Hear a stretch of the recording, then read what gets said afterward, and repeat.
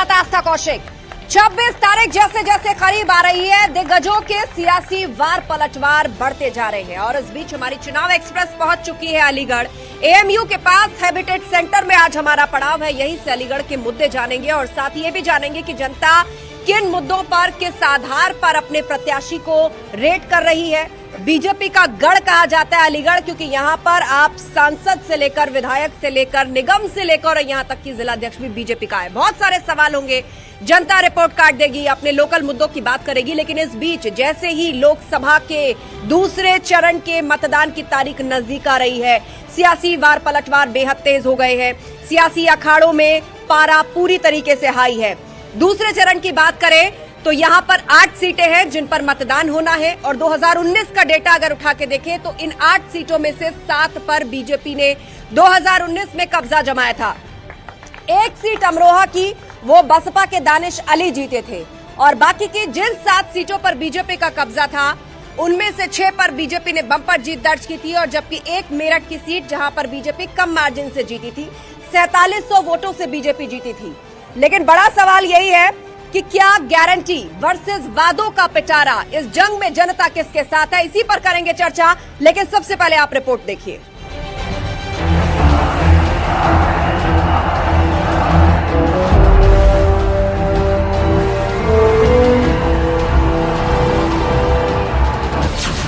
दूसरे चरण का रण, सीएम योगी ने बनाई रणनीति। हम तो बहुत अच्छी तरह से कर रहे हैं, सब जगह प्रचार करना, जो कैंपेन करना कर रहे हैं। लेकिन मेरी सब जनता से, यहाँ के हमारे स्थानीय जितने भी हमारे ब्रजवासी हैं, मथुरा के, वृंदावन के, सब लोगों से विनती करती हूँ कि आप लोग जरूर वोट डालने के लिए जाइए। छत्तीसगढ़ में योगी की हुंकार, कांग्रेस पर करारा प्रहार।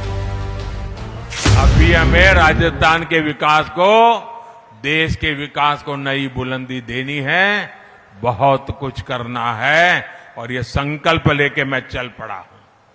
गांधी जी के नाम पे जिन लोगों ने जीवन भर सत्ता की सत्ता दिलाई, वे लोग राम के अस्तित्व पर प्रश्न खड़ा कर रहे हैं। बरेली में बीएसपी के साथ चोट, कहां बटेंगे मायावती के वोट।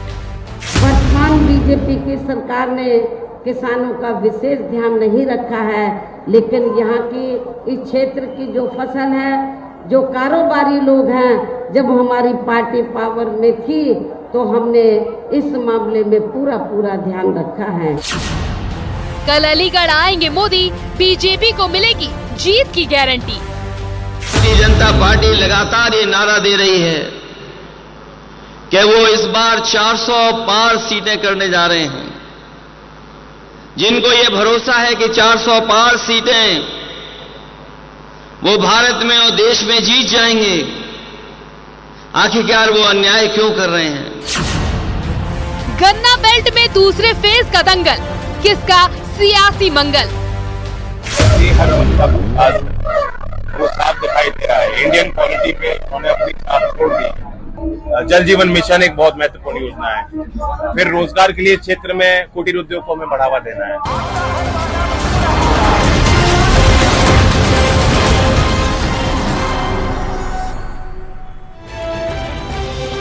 और चलिए चर्चा की शुरुआत करते हैं। पूरा गेस्ट पैनल हमारे साथ जुड़ गया है, लेकिन सबसे पहले अलीगढ़ की जनता, आप सभी लोग अपने लिए तालियां बजा दीजिए क्योंकि आज आपका दिन है। आप ही का शहर, आप ही की चर्चा और आप ही के मुद्दों और यूपी और देश की सियासत पर होगी बात। जोरदार तालियों के साथ स्वागत कीजिए बीजेपी नेता शिव नारायण शर्मा जी का। तालियां रुकनी नहीं चाहिए। समाजवादी पार्टी के नेता विनोद सविता जी हमारे बीच में हैं। बसपा के नेता मोहम्मद फुरकान साहब हमारे बीच में हैं और साथ ही इंजीनियर आगा यूनुस, प्रवक्ता कांग्रेस हमारे बीच में। जोरदार तालियों के साथ सभी लोगों का स्वागत कीजिए। तो सबसे पहले सवाल हम बीजेपी के पास ले चलते हैं क्योंकि कल यानी सोमवार को प्रधानमंत्री मोदी रैली के लिए आ रहे हैं अलीगढ़ और जबरदस्त तैयारियां आप लोगों की हैं और उसमें से समय निकालकर आज यहां पर आए हैं अपने मुद्दे और जनता को जवाब देने। अलीगढ़ जिसको तो बीजेपी का गढ़ कहा जाता है, एक तरफ लोकसभा चुनाव में मोदी की गारंटी की बात हो रही है तो दूसरी तरफ विपक्ष के भी दावे हैं। आप लोगों की जवाबदेही बहुत महत्वपूर्ण है क्योंकि यहाँ कोई बहाना नहीं चलेगा। सांसद से लेकर विधायक, पार्षद, जिलाध्यक्ष भी आप ही का है। कल विश्व के सर्वाधिक लोकप्रिय नेता और भारत के यशस्वी प्रधानमंत्री नरेंद्र भाई मोदी जी अलीगढ़ में आ रहे हैं और अलीगढ़ की जनता उनके स्वागत के लिए तैयार है। मैं गारंटी के साथ कह सकता हूं कल नुमाइश मैदान पूरी तरह से भरा होगा। लगभग 3 लाख लोग अपने देश के प्रिय नेता को सुनने के लिए आ रहे हैं। नरेंद्र भाई मोदी 2014 में भी अलीगढ़ में आए थे, 2019 में भी अलीगढ़ वो सब ठीक है, ये सारी बातें रखने के लिए कल का मंच है, लेकिन आज आप ये बताइए कि 5 साल में क्या कामकाज किए हैं आपने, जो वादे किए थे जनता से। भारतीय जनता पार्टी की सरकार 2014 से लगातार इस देश में है और 2014 से अलीगढ़ के लोकप्रिय सांसद सतीश गौतम का 10 वर्ष का कार्यकाल है। डबल इंजन की सरकार है। हम दावे के साथ कह सकते हैं कि 2014 से पहले का अलीगढ़ और 2014 के बाद के अलीगढ़ में जमीन और आसमान का अंतर है। चाहे राजा महेंद्र प्रताप यूनिवर्सिटी हो, चाहे डिफेंस कॉरिडोर हो, चाहे जीटी रोड को 6 लेन करने का मामला हो, चाहे जिस भवन में हम खड़े हुए हैं ये कल्याण हेरिटेज सेंटर हो, अलीगढ़ को विकास करने का किसी ने काम किया है तो नरेंद्र मोदी जी की सरकार ने किया है, उत्तर प्रदेश की योगी जी की सरकार ने किया है। ठीक है, समाजवादी पार्टी से इस पर रिएक्शन लेते हैं। वो कह रहे हैं कि 2014 से पहले का अलीगढ़ और आज 10 साल बाद का अलीगढ़ जमीन आसमान का फर्क है। उन्होंने तो आसमान पर अपने दावे लिख दिए। अब बताइए आप जमीनी हकीकत क्या कहना चाहिए। समाजवादी पार्टी के राष्ट्रीय अध्यक्ष विकास पुरुष श्री अखिलेश यादव जी 23 अप्रैल को अलीगढ़ नमाज में आ रहे हैं। आप सबसे अपील करता हूं हजारों की संख्या में पहुंचे। अभी शिवनारायण शर्मा जी ने कहा डेवलपमेंट की बात, मैं आपसे प्रश्न कर रहा हूं यूनिवर्सिटी कहाँ स्थापित हुई अभी, उसका अभी फाउंडेशन तैयार नहीं है। डिफेंस कॉरिडोर जमीन पर धरातल पर नहीं है। डिफेंस कॉरिडोर के नाम पर उत्तर प्रदेश की राजधानी से लेकर अलीगढ़ तक करोड़ों रुपया खर्च कर दिया सरकार ने, अधिकारियों ने, लेकिन धरातल पर आपके एक भी यूनिट उत्तर प्रदेश में नहीं आई, अलीगढ़ में एक भी यूनिट नहीं आई। जितनी यूनिटें श्री अखिलेश यादव जी की ने अलीगढ़ से लेकर के लखनऊ से लेकर के नोएडा में स्थापित की हैं, उतनी यूनिटें किसी भी नहीं की आपकी सरकार कुछ नहीं कर पाई अभी तक। ठीक है, कांग्रेस का रुख करते हैं, उसके बाद हम जनता के बीच में चलेंगे। और आप सब लोगों से मेरी यही अपील, जिनको बात रखनी है अपना हाथ ऊपर करें, मैं एक एक करके माइक लेकर आऊंगी। ठीक है, लौटते हैं, सबसे पहले मेहमानों से कमेंट लेते हैं। कांग्रेस के लिए कहा जा रहा है कि आप गठबंधन में हैं समाजवादी पार्टी के साथ, लेकिन बहुत सी महत्वपूर्ण सीटों पर आप लोग एक्टिवली चुनाव प्रचार के मैदान में नहीं नजर आते। फर्स्ट फेज में हमने देखा ज्यादातर बड़ी सीटों पर अखिलेश यादव या राहुल गांधी चुनाव प्रचार के लिए नहीं गए।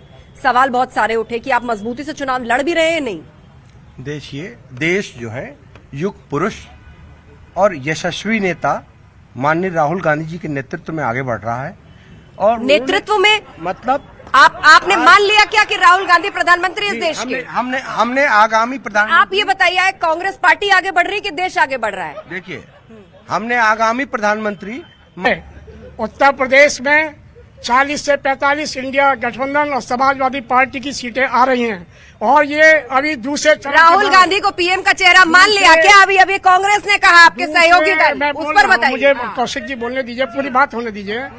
जब उत्तर प्रदेश के दूसरे चरण के बाद हम जब पूर्वांचल में चलेंगे तो 40 से 45 सीटें, वो सब ठीक है, ये आपका मैथमेटिक्स आप समझ गए ना। वो बात को इतना घुमा रहे हैं, एक बार भी हाँ उन्होंने नहीं कही, तो आप समझ रहे हैं शब्दों का इशारा। ममता बनर्जी भी है, समाजवादी पार्टी भी है, आम आदमी पार्टी भी है, बहुत से चेहरे। यही तो बहस थी कि आपका चेहरा नहीं बन पा रहा है। देखिए, ये सब चेहरा जो है, जब हम चुनाव जीतने जा रहे हैं, ये इंडिया गठबंधन जो है एक मजबूती से चुनाव लड़ रहा है और देश के जो लोकतंत्र को बचाने के लिए, संविधान को बचाने के लिए जो जिस तरह का संघर्ष माननीय राहुल गांधी जी ने किया है वो जन जन में व्याप्त है। आज देश संकट में है और आज ये भाजपा के जो यहाँ लोग आए हुए हैं ये खुद कह रहे हैं कि मोदी सरकार में देश विफल हो चुका है और 400 हार, इस बार 400 हार का सामना मोदी, क्योंकि देखिए ये अशिक्षित ये लोग हैं और ये बेरोजगार लोग हैं। ये जब बेरोजगार बनेंगे तभी तो भाजपा ही बनेंगे। आज बेरोजगारी चरम पर है। अब बहुत तरह के कॉन्सेप्ट आपने मेरे साथ चर्चा में दिए। एक तो ये आप कह रहे हैं सारे भाजपा के जो कार्यकर्ता हैं वो अशिक्षित हैं, दूसरा आप ये कह रहे हैं वो सब बेरोजगार है इसीलिए वो भाजपा में शामिल हो गए। आप ये कहना चाहते हैं कि राजनीतिक पार्टी में क्या सिर्फ अशिक्षित बेरोजगार शामिल होते हैं? कांग्रेस पार्टी भी एक राजनीतिक पार्टी है। मैं लौटूंगी आपके पास। बसपा चुनावी मैदान में है, आप लोग यहाँ पर टक्कर दे रहे हैं और अलीगढ़ से आपने ब्राह्मण उम्मीदवार को उतारा है मैदान में और इसीलिए यहाँ की जो लड़ाई है वो बहुत दिलचस्प हो गई है। तो कहीं ना कहीं वोटों का बंटवारा, ये बताइए किसके फेवर में जाएगा? आप तो इंडिपेंडेंटली ना आप इस गठबंधन के साथ ना आप उस गठबंधन के साथ, जैसा आप ऊपरी तौर पे कहते हैं। देखिए, ऐसा है, ये जितने लोग बैठे हुए हैं बहुत अच्छे लोग हैं और ईमानदारी की बात करते हैं। शर्मा जी जिस बिल्डिंग में बैठे हुए हैं ये मेरे 10 हाथ से बना है, वो पत्थर लगे हुए हैं, देखिए जाके। और 17 के बाद 17 के बाद अलीगढ़ चेंज हुआ है। आप सब जानते हैं, मेरे सब साथी हैं, किसी भी पार्टी के हों। इस 17 में के बाद, उससे पहले तो 20 साल से बीजेपी बैठी हुई थी। बताइए क्या हुआ? ये सब बसपा के मेयर ने बनाया है। मायावती जी के हुक्म पर सबको बराबर निगाह से दिया जाए, बीजेपी हो कोई भी हो, एक आदमी हो, ये सब हमारा बनाया हुआ है। झूठ बोलो तो इतना बोलो जो अच्छा भी लगे। ठीक है, चलिए जनता के बीच में चलते हैं, जनता का रुख करते हैं, एक एक करके सबकी बात सुनेंगे। क्या नाम है आपका और क्या बात रखना चाहते हैं, किससे सवाल? कैमरे जी खड़े होके बोलिए कैमरे के सामने। मैं दिनेश कुमार। हमारे 2 प्रश्न हैं। एक तो और सबसे बड़े मुद्दों से संबंधित प्रश्न है, इसको मैं बीजेपी के जो प्रतिनिधि हैं उनसे पूछना चाहूंगा। पहला, ये विधायक सांसद 5 बार 8 बार 13 बार जीतेंगे, 13 पेंशन इन्हें मिलेगी। एक सरकारी शिक्षक कर्मचारी 32 साल 28 साल 36 साल सेवा देने के बाद अभी चंद्रयान की जो लैंडिंग कराई गई, इतना एडवर्टीज किया गया, उन वैज्ञानिकों को पेंशन नहीं, अर्धसैनिक बलों को पेंशन नहीं, शिक्षक कर्मचारियों को पेंशन नहीं। आप ओल्ड पेंशन की बात कर रहे हैं। 10 सेकंड जल्दी बात पूरी कीजिए, मुझे औरों के सामने। बस मैं 30 सेकंड और लूंगा। 30 सेकंड नहीं, 10 सेकंड। हाँ, 10 सेकंड। कि जिन मुद्दों पे 10 साल पहले मोदी सरकार आई, भ्रष्टाचार से के महंगाई कम करेंगे, 2 करोड़ रोजगार, 100 दिन में काला धन, किसानों को दुगनी आए, आज उस पे 10 साल बाद भी बोलने को तैयार क्यों नहीं है? ठीक है, ये सवाल बीजेपी के नेता से हम पूछेंगे। कोई और? जी आइए, क्या नाम है आपका? मेरा नाम राजू है। मैं अलीगढ़ नगला पटवारी से हूँ। मैं भाजपा प्रवक्ता जो है उनसे एक सवाल पूछना चाहता हूँ कि आपने भी बहुत प्रचार करा था बुलेट ट्रेन का। मैं भाजपा प्रवक्ता से और भाजपा के जितने भी समर्थक हैं इनसे पूछ रहा था हूँ, ये एक भी बुलेट ट्रेन का स्टेशन बता दें कौन सा बन गया। ठीक है, कब तक आएगी बुलेट ट्रेन? कब तक आएगी बुलेट ट्रेन? ये जनता पूछ रही है। आप आइए, क्या नाम है आपका? 1 सेकंड। मैं जितेंद्र आर्य। मेरा सवाल बीजेपी के प्रतिनिधि से है कि जैसा कि यूपी में हम देख रहे हैं, छात्रों के लिए आप रोजगार तो है ही नहीं, बेरोजगारी चरम सीमा पर है। उसके बाद भी अगर कोई वैकेंसी आती है, उसका एग्जाम होता है, उसका पर्चा लीक हो जाता है, आप एग्जाम तरीके से करा नहीं पाते हैं, और आप बात करते हैं अच्छे कानून व्यवस्था और अच्छे प्रशासन की। आपको शर्म आनी चाहिए कि आप किसी भी भर्ती का पर्चा लीक होता है तो मुख्यमंत्री की जिम्मेदारी लेनी चाहिए, लेकिन आप बड़ी बेशर्मी से कहते हैं कि आपका प्रशासन बहुत अच्छा है, आपकी कानून व्यवस्था। क्या नाम है आपका? अमित गोस्वामी। अभी बसपा ने कहा कि इस जिस जमीन पर खड़े इन्होंने हैबिटेट सेंटर बनवाया, इनको ये पता होना चाहिए कि ये हैबिटेट सेंटर श्रद्धेय बाबूजी कल्याण सिंह जी के नाम पर जो हैबिटेट सेंटर है, इस जमीन पर सपा और बसपा के माफियाओं को कब्जा था, जो उत्तर प्रदेश की योगी सरकार के द्वारा खाली करा करके इसको बनवाया गया। दूसरा, कांग्रेस और सपा के लोग ये जो कहते हैं कि हम लोग संविधान को बचाने की बात कर रहे हैं, बहुत सीधा सा स्पष्ट है। आप संविधान को बचाने की बात कर रहे हैं, ये संविधान में स्पष्ट है कि अलीगढ़ मुस्लिम विश्वविद्यालय में SC/ST के छात्रों को आरक्षण मिलना चाहिए। आज तक आपने AMU के अंदर SC/ST के छात्रों को आरक्षण व्यवस्था क्यों नहीं दी? तीसरा विषय, अभी समाजवादी वाली जो बात कर रहे थे, जब अलीगढ़ के अंदर 5 लाख छात्र पूरे इस मंडल का इस अखिलेश सरकार से बेहतर शिक्षा की मांग करता था, तो समाजवादी के अखिलेश यादव उनको लाठीचार्ज और मुकदमे देने का काम किया। ठीक है, बैठिए। 3 विषय आपने उठाए। जी, आप कुछ कहना चाहते हैं? आगे आइए। 1 सेकंड सर, मैं आती हूँ। मैं 2014 की जो जनता का ओपिनियन है वो आप लोगों के समक्ष रख रहा हूँ। 2014 से पहले लाखों मुद्दे थे और वो भारतीय जनता पार्टी की मोदी और योगी सरकार ने पूर्ण रूप से उन्हें पूरा किया है। और पूरे अलीगढ़ में यदि आप घूमेंगे तो वो आपको देखने को मिलेगा, चाहे वो राजा महेंद्र प्रताप यूनिवर्सिटी हो, चाहे डिफेंस कॉरिडोर हो, चाहे जेवर पे एयरपोर्ट हो, चाहे धनीपुर मंडी का एयरपोर्ट हो, बहुत तमाम। लेकिन अब यदि कोई मुद्दे हैं जिन मुद्दों को जनता बीजेपी को तिबारा लेके आ रही है, वो मुद्दे मैं आपको बताना चाहता हूं कि भारत में POK का समावेश और AMU के अंदर हिंदू आरक्षण और मथुरा में हमारे कृष्ण भगवान का जन्मभूमि, ये हमारे मुद्दे हैं।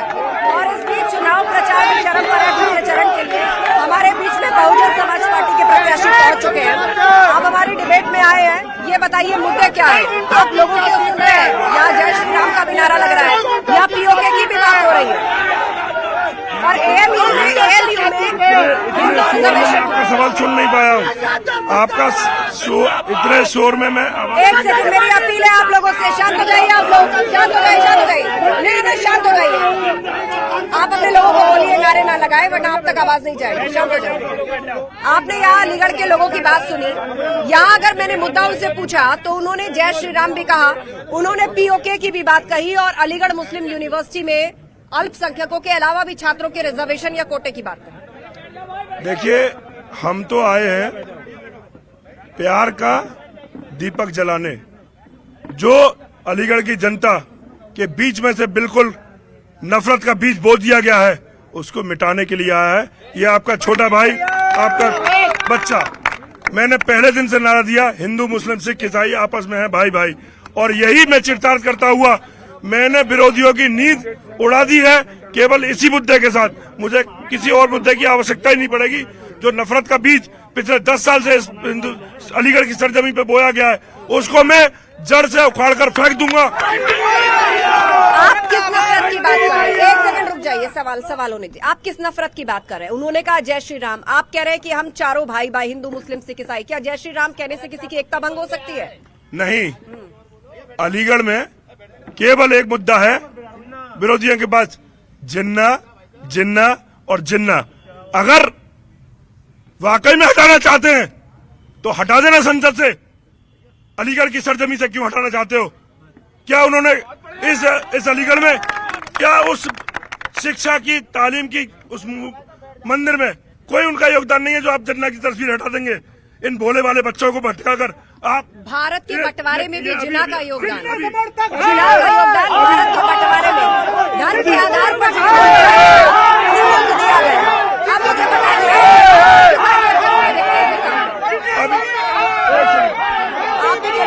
जैसे ही मैं यहाँ आया था, एक सेकंड भैया, जैसे ही मैं यहाँ आया था मैंने एक बात सुनी।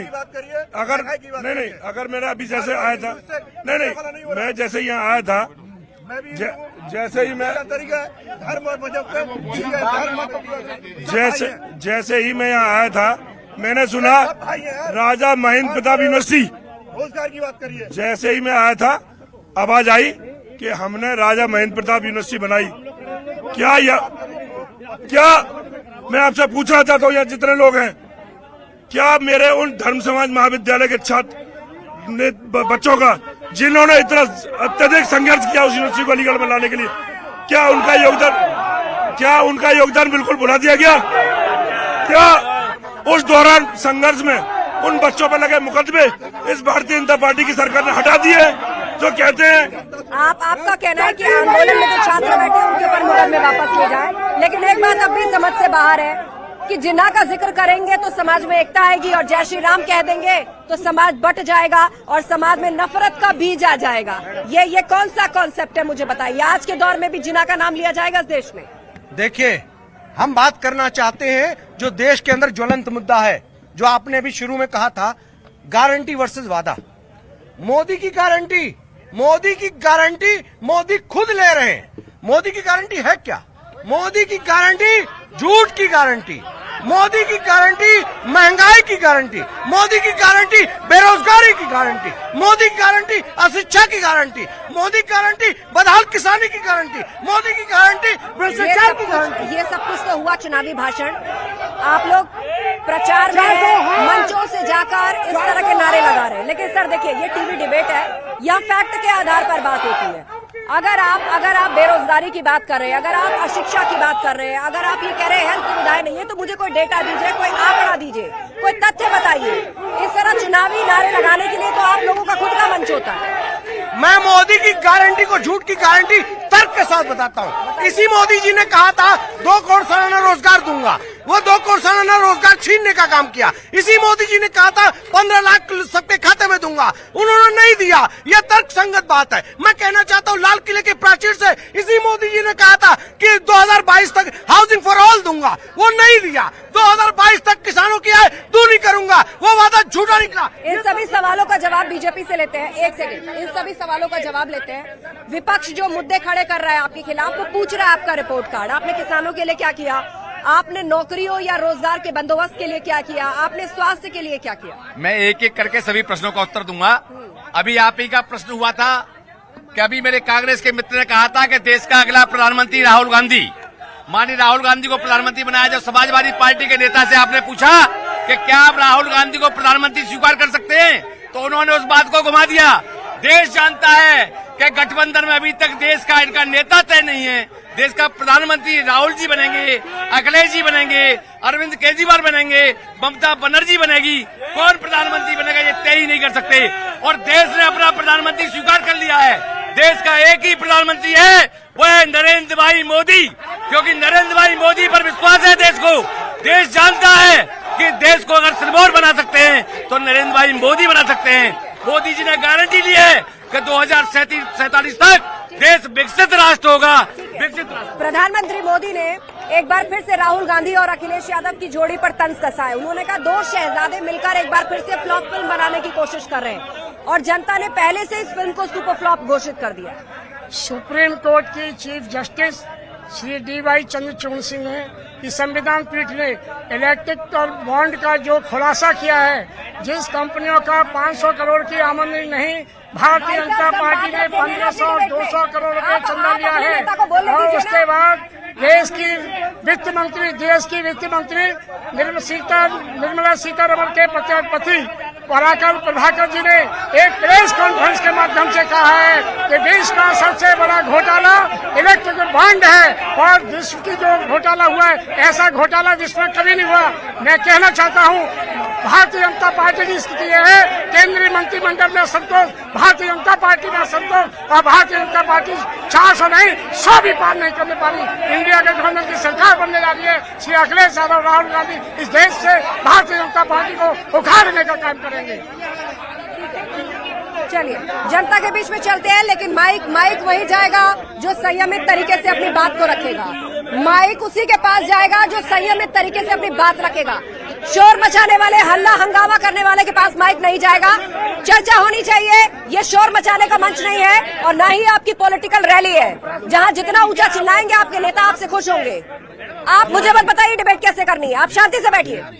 मैडम, मैं ये सवाल पूछना चाहता हूँ बसपा वालों से कि ये जो देश की जनता को जो 5 किलो गेहूं देकर ये हराम की आदत डाल रहे हैं, शब्दों को संभाल के आप मुद्दा उठाइए। शब्दों को संभाल। ये आजकल आपने ऐड देखा होगा, ये खुद क्या कहते हैं, मोदी जी हर सोशल मीडिया पर हर कहीं पर उन्होंने पूरा कब्जा कर रखा है। तो ऐसे ये जनता को 5 किलो गेहूं का लालच देकर ये कब तक जनता को गुमराह करेंगे? मैं सिर्फ ये सवाल पूछना चाहता हूँ बीजेपी वालों से। आप मुझे बताइए, बेरोजगारी के ऊपर बताइए, ये जितने युवा हैं, ये बसपा वाले जितने भी नारा लगा रहे हैं, इनमें से पूछिए एम्प्लॉयमेंट इनके पास कितनों के पास है?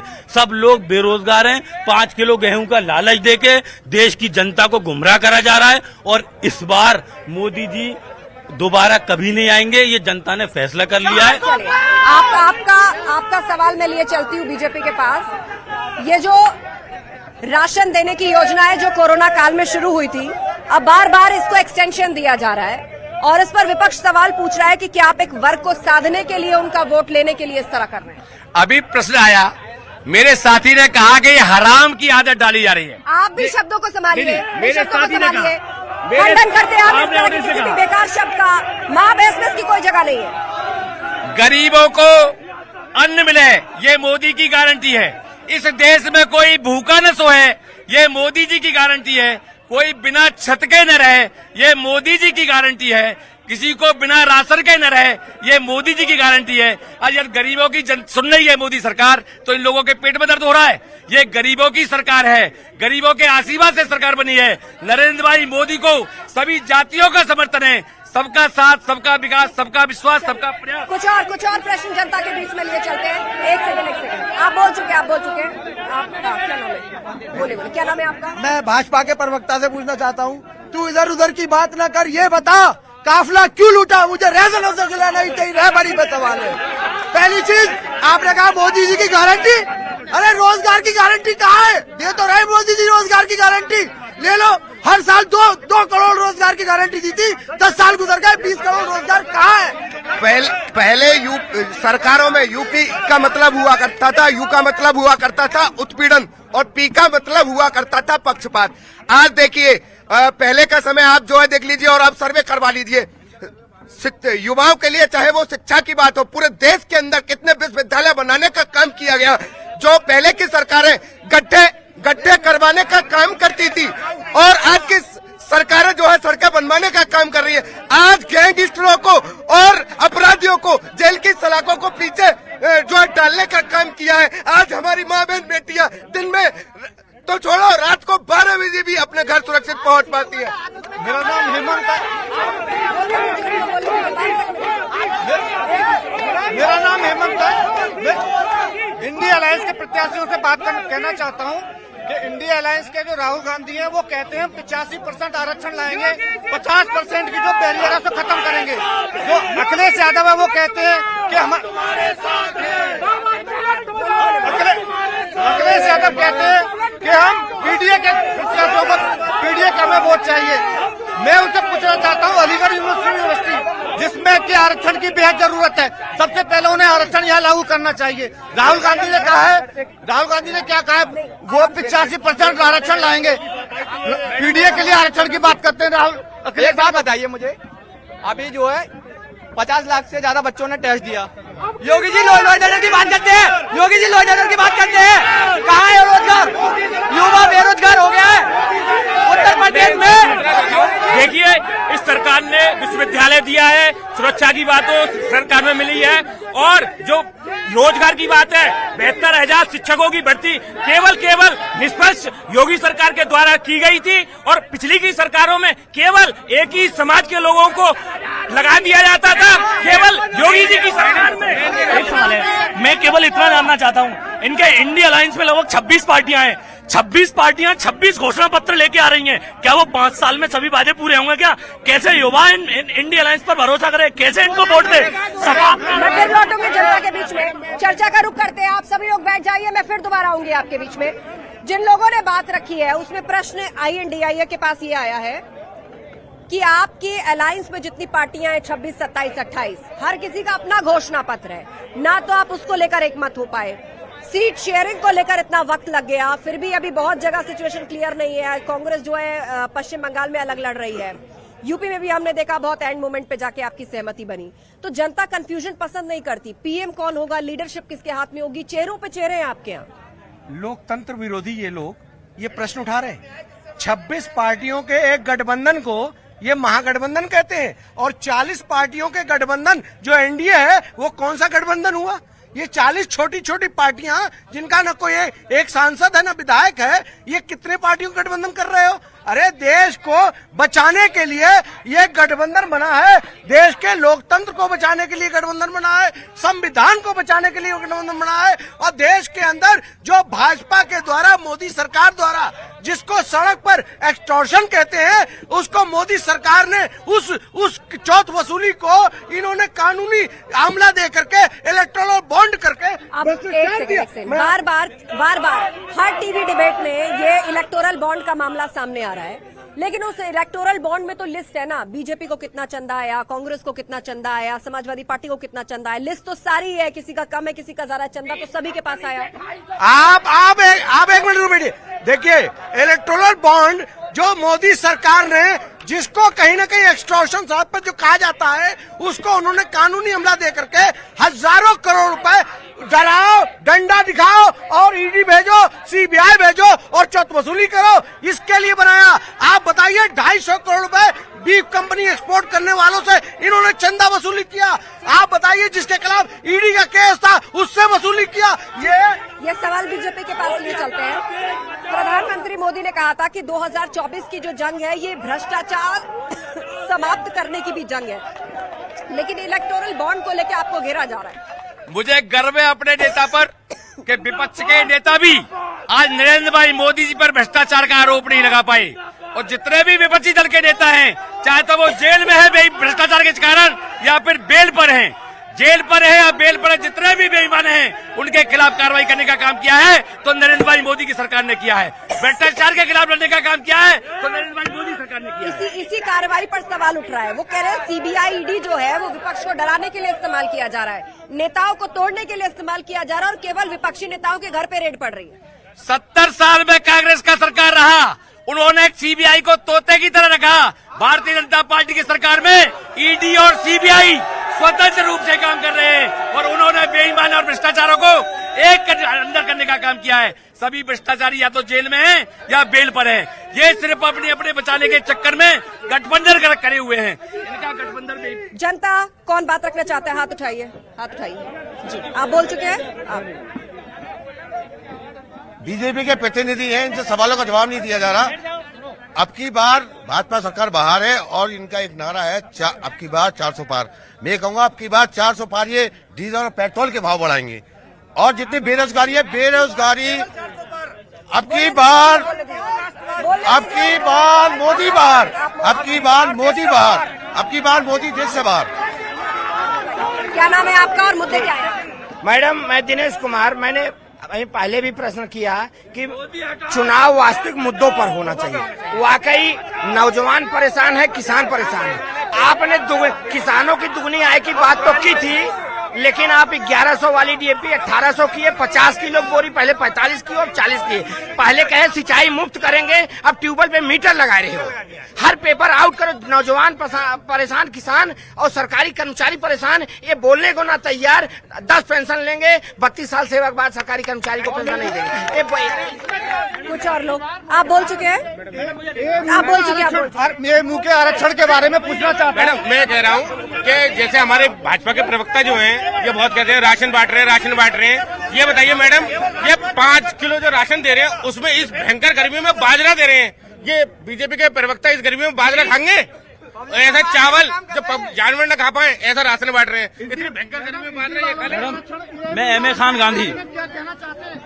हमारी मादरे दरसगाह पर बात आई, अलीगढ़ हमारे किसी भाजपा के दोस्त ने अलीगढ़ मुस्लिम यूनिवर्सिटी की बात उठाई, तो मैं माननीय प्रधानमंत्री की कथनी और करनी को लेकर एक मुद्दा आपके चैनल के माध्यम से उठाऊंगा कि यहाँ के स्थानीय सांसद और एक दर्जा प्राप्त राज्य मंत्री अलीगढ़ मुस्लिम यूनिवर्सिटी को कभी आतंकवादियों का अड्डा बताते हैं, लेकिन वहीं के वाइस चांसलर तारिक मंसूर साहब को राष्ट्रीय उपाध्यक्ष भी बनाते हैं, उत्तर प्रदेश के विधान परिषद में भी भेजते हैं। उसको लीजिए, क्या आरक्षण SC/ST के छात्रों को मिलेगा क्या? दूसरा, मैं कांग्रेस प्रत्याशी से कहना चाहता हूं कि जनता पूछ रही है आखिर कांग्रेस किससे न्याय मांग रही है? 70 साल का इतिहास तो बता दो। लेकिन सपा वाले सुन लें, घरों में तमंचाबाज नहीं चलेगा। योगी जी ने फर्जी तमंचों की फैक्ट्री को डिफेंस कॉरिडोर में परिवर्तित कर दिया है। प्रदेश के अंदर गुंडागर्दी करने का काम करेंगे तो योगी जी का बुलडोजर बैठा है। इस देश का युवा केवल राष्ट्रवाद पर वोट करने के लिए जा रहा है, जिन्नावादी सोच। निवेदन है, सरकार से निवेदन है कि इस देश में 80 लाख कर्मचारी है और यूपी में 14 लाख कर्मचारी है और पेंशन बहुत जरूरी है। मैं आपसे इस मीडिया के माध्यम से एक निवेदन करना चाहूंगा कि जो पेंशन की बात करेगा वही जो महिलाओं की बात करते हैं, ये महिलाओं की बात करते हैं। मैं पूछना चाहता हूँ कि मणिपुर की बेटी के साथ क्या हुआ? संदेश खाली ममता, टीपू और बुआजी सबका संकट एक है। जीत रहा है चौकीदार, जो भी नियत नेक है। मैडम, यूपी को बंगाल नहीं बनने देंगे। 2004 ममता, टीपू और बुआजी सबका संकट एक है। जीत रहा है चौकीदार, चूंकि नियत नेक है।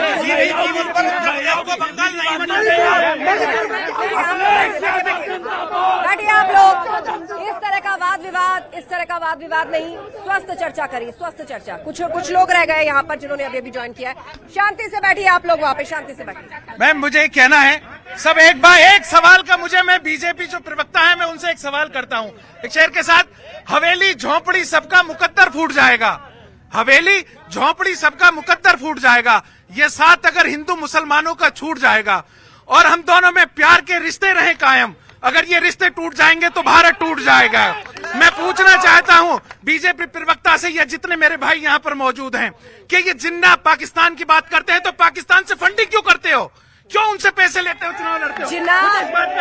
जिन्ना का जिक्र बीएसपी की तरफ से आया। जिन्ना का जिक्र बीएसपी की तरफ से आया। वो प्रत्याशी मेरे साथ बात करके गए, उन्होंने जिन्ना का जिक्र किया। मेरे भाई ने जिन्ना के जिक्र की आज की डेट में भारत में कोई आवश्यकता ही नहीं है। आप आज के मुद्दों पर बात जिन पाकिस्तान की ये बार जिक्र करते हैं, कौन करते हैं? मेरे सामने बसपा का प्रत्याशी सब जानती हैं, आप मीडिया से आप सब जानती है, पूरा हिंदुस्तान भी जानता है। लेकिन आप ये सोचें, जिस चीज का ये लोग जिक्र करते हैं पाकिस्तानियों, हमें मतलब क्या? हमें जहां जाना नहीं, हम बाई चॉइस हिंदुस्तानी, हमें उन चीजों का जिक्र क्या करना, हमें उनसे पैसों से क्या मतलब है। चलिए बीजेपी का रुख करते हैं। ये बताइए 2024 के चुनाव में जिक्र यहाँ पर बसपा की तरफ से शुरू हुआ, लेकिन नाम ऐसा था कि उसने फौरन आग पकड़ ली, जिन्ना। उसके बाद पाकिस्तान की भी बात हुई, हिंदुस्तान में भाईचारे की भी बात हुई, और सब बीजेपी को नसीहत दे रहे हैं। बड़े शर्म की बात है कि जिस व्यक्ति की वजह से इस देश का बंटवारा हुआ, उस जिन्ना के समर्थक भी यहाँ बैठे हैं। जिस जिन्ना की वजह से इस देश के टुकड़े टुकड़े हुए, उस जिन्ना के समर्थक भी यहाँ बैठे हैं। एक अभी ऑर्डिनेंस से बात आई थी कि अलीगढ़ यूनिवर्सिटी में दलित और पिछड़ों को आरक्षण मिले, यहाँ समाजवादी पार्टी के नेता खड़े हैं। इनके नेता पिछड़ों के सबसे बड़े नेता अखिलेश यादव मानते हैं। अखिलेश यादव अपने को पिछड़ों का नेता मानते हैं। ये कहें कि यूनिवर्सिटी में दलितों और पिछड़ों को आरक्षण दिया जाए, केवल भारतीय जनता पार्टी के अलावा किसी ने भी दलित और पिछड़ों को एएमयू में आरक्षण की वकालत नहीं की है। बताइए, आपने भी सरकार चलाई, आपको लेकर भी सवाल उठ रहा है। वो कह रहे हैं कि क्यों नहीं एएमयू में इस तरह की बात आप लोगों ने पहले की। शायद हमारे पार्टी के प्रवक्ता भारतीय जनता पार्टी के उनका कुछ ज्ञान कम है। अभी कल अलीगढ़ में देश के प्रधानमंत्री श्री नरेंद्र मोदी जी आ रहे हैं। मैं उनसे पूछना चाहता हूं कि 2014 से पहले वो कहते थे कि मैं पिछड़े वर्ग का व्यक्ति हूं, और पिछड़े वर्ग के नाम पर हिंदुस्तान के तमाम पिछड़े वर्ग के लोगों का वोट लेकर के सरकार बना ली। मैं पूछना चाहता हूं, राज्यसभा में प्रदेश के प्रधानमंत्री नरेंद्र मोदी जी ने कहा कि दलितों और पिछड़ों को आरक्षण की जरूरत नहीं है, कि वो मंद बुद्धि से काम करते हैं। क्या प्रधानमंत्री जी अगर पिछड़े वर्ग के हैं तो वो भी मंद बुद्धि से काम करते हैं? वो अलीगढ़ की सरजमीं पे आके कल मुझे बताएं। मैंने एक प्रश्न पूछा था समाजवादी पार्टी के प्रवक्ता से कि अलीगढ़ यूनिवर्सिटी में दलित और पिछड़ों के आरक्षण की ये हिमायत करते हैं या नहीं करते, क्योंकि समाजवादी पार्टी अपने को पिछड़ों का नेता समझती है, पिछड़ों का हमदर्द समझती है। पिछड़ों और दलितों का ये समर्थन करते हैं कि नहीं करते, मेरे प्रश्न का जवाब दें। चलिए, वो सवाल मैंने उनसे पूछा और उनका जवाब भी आप लोगों ने सुना। सीधे तौर पर, स्पष्ट तौर पर उन्होंने अपनी बात को स्पष्ट नहीं किया। देखिए, भाजपा के जो प्रवक्ता हैं बार बार आरक्षण की बात कर रहे हैं। अरे ये आरक्षण विरोधी लोग देश के अंदर आरक्षण की बात करते हो, शर्म नहीं आती तुम्हें? अरे जिसके प्रधानमंत्री मोदी जी संसद में खड़े होकर कहते हैं न तो हम नौकरी में आरक्षण देना चाहते, न किसी व्यवस्था में आरक्षण देना चाहते, वो एएमयू में आरक्षण की बात करते। थोड़ी तो शर्म करो। और रही बात, एक मिनट, एक सेकंड का और मौका दे। देखिए, देश इस पर बेरोजगारी से करा रहा है, देश महंगाई से करा रहा है, और देश की महिला देश को मणिपुर नहीं बनने देगी, और देश की महिला भाजपाइयों से बचाने के लिए आज महिला पूरी खराब। लास्ट 5-7 मिनट का वक्त है मेरे पास। मैं चाहती हूँ मुद्दों पर भी चर्चा हो। आप सुन रहे हैं कि धरती भले ही अलीगढ़ की है, लेकिन बात यहाँ पर हिंदू मुसलमान की भी हो रही है, जिना की भी हो रही है, पीओके की भी हो रही है। ऐसा है कि बात होनी चाहिए रोजगार के लिए, बात होनी चाहिए भाईचारे के लिए, बात होनी चाहिए नौकरियों के लिए, बात होनी चाहिए एक दूसरे से मिलकर रहने की। जो लोग अगर ये कह रहे हैं कि इतना दरार दो भाइयों में पैदा कर दे, ये देश का नुकसान है, इसे भूल जाए। अगर इनके बस की बात, अगर किसी आदमी को बर्बाद करना है तो उसे खाने पीने के लिए घर पहुंचा दीजिए, वो काम ही छोड़ देगा। क्या बात है? तो बात हमेशा हमारे किसी से इख्तलाफ नहीं है, लेकिन इख्तलाफ ये है कि देश को जिस सिमत में ले जा रहे हैं, ये देश के लिए हित में नहीं है। चलिए, जनता के बीच से एक सेकंड, मेरा सवाल आप सभी लोगों से, शांत हो जाइए, सवाल सुन लीजिए, आप ही लोगों को जवाब देना है। थोड़ी देर पहले आप ही लोगों के बीच से एक चर्चा उठी, और उस चर्चा में ये कहा गया कि यहाँ पर बीजेपी के जितने सपोर्टर मौजूद हैं वो सब अशिक्षित हैं या बेरोजगार हैं। आप उन्हीं से पूछ लीजिए। अब मुझे बताइए, आप राजनीति में क्यों है? आप देश के लिए है, विचारधारा के लिए, या मजबूर है? तीनों ठगबंधन के प्रत्याशी और प्रतिनिधि खड़े, मैं उनसे पूछना चाहता हूँ, क्या ये एएमयू में आरक्षण के विषय पर हमारे साथ हैं? क्या ये पीओके भारत में मिले, क्या ये उस विषय पर हमारे साथ हैं? आज भारत के अंदर बुलेट ट्रेन है, क्या ये उसमें हमारे साथ है? और संविधान बचाओ,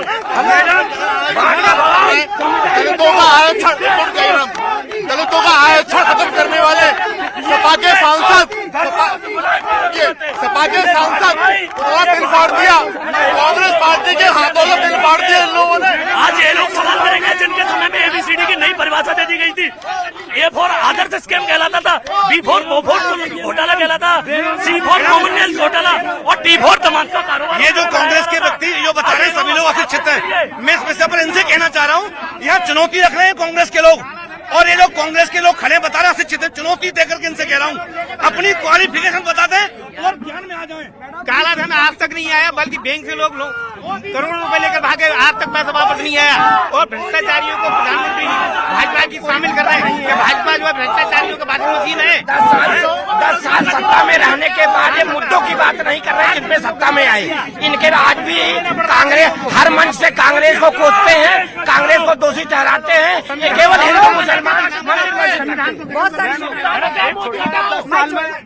2014 से उत्तर प्रदेश में इतनी गुंडागर्दी और इतनी चोरी डकैतियां हो रही थी जिसका कोई पारावार नहीं। लड़कियां सुरक्षित नहीं थी। आज यह स्थिति है कि आज बहन बेटी आधी रात में कभी भी अपने घर से निकल सकती है। आज उनकी सुरक्षा की पूरी गारंटी है मोदी सरकार।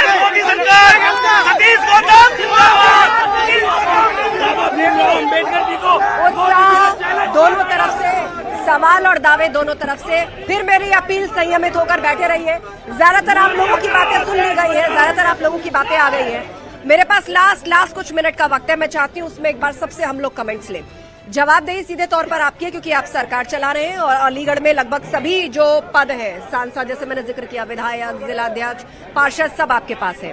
अब प्रधानमंत्री मोदी आ रहे हैं यहाँ पर, वो भी अपनी गारंटी की बात करेंगे, लेकिन लोकल रिपोर्ट कार्ड जो आपके प्रत्याशी का है, जो आपकी पार्टी का है, जनता उस पर मुहर लगाएगी। मैं अपने लोकप्रिय सांसद माननीय सतीश गौतम जी द्वारा 10 वर्ष में किए गए कार्यों के बारे में आपको अवगत कराना चाहूंगा कि मैंने पूर्व में भी कहा था कि अलीगढ़ में जिस स्तर पर जिस स्थान पर ये डिबेट हो रही है, कल्याण हेरिटेज सेंटर का निर्माण आदरणीय सतीश गौतम जी के सहयोग से हुआ। राजा महेंद्र प्रताप यूनिवर्सिटी का यहाँ निर्माण माननीय सतीश गौतम जी के उससे हुआ। और डिफेंस कॉरिडोर जीटी रोड को आपने अपने सारे मुद्दे सामने रख दिए और ये बता दिया कि बीते 10 सालों में क्या काम हुआ है, बीते 5 सालों में आपने क्या कुछ यहाँ बदला है। लेकिन ये अलीगढ़ की जनता है, ये अलीगढ़ की जनता है जो दूसरे चरण में वोट डालने के लिए पहुंचेगी। उसने भी अपने मुद्दों का जिक्र कर दिया है।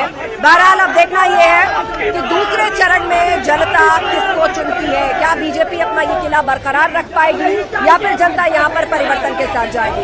चुनाव एक्सप्रेस में अलीगढ़ से बस इतना ही।